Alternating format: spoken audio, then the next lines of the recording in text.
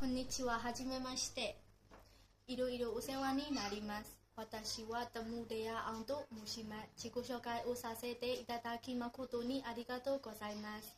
私は2019年にダゴン2番目の高校を卒業して、現在はダゴン大学1年生、物理学部1年生です。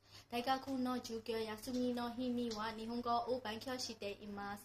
2024年12月に日本語能力試験 JFTA 試験を合格となりまして、2025年7月 JLPT アサインレベルを続けて受ける予定です。私は八戸工業の自動車整備インターンシップ留学に気づきました理由は、高校生時代までスクールバスが週に何回も故障して雨の日や試験日困ったことがありました。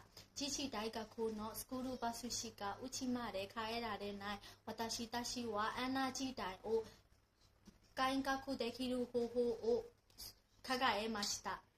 それが自動車整備技術を学ぶことでした。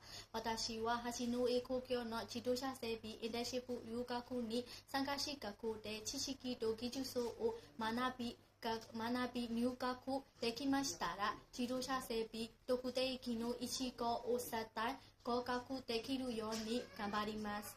私の長所は前向きで好きではないことでも目標を立てて達成する努力ができることです。例えば、大学1年生時代は応奨学金を取得するために必要な価格の点数を達成することを目標として努力しました。結果は50点を取りました。無事に応奨学金を取得することできました。その結果を出すために特に不得意科目に力を入れました。実は私は管理会計基礎練習が得意です。複雑な計算も得意です。しかし、授業以外時間で科学の本を読んだり、先生に分かりやすい解説方法を習いになりました。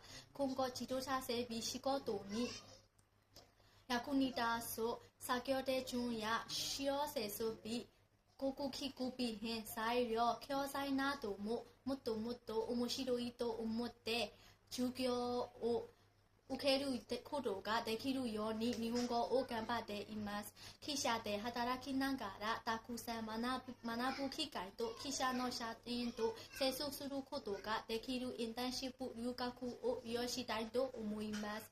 日本の労働者になって記者のルールを守って長期間働ける意欲を持たせる特定技能2個まで頑張ります。記者へ応募させていただきます。どうぞよろしくお願いいたします。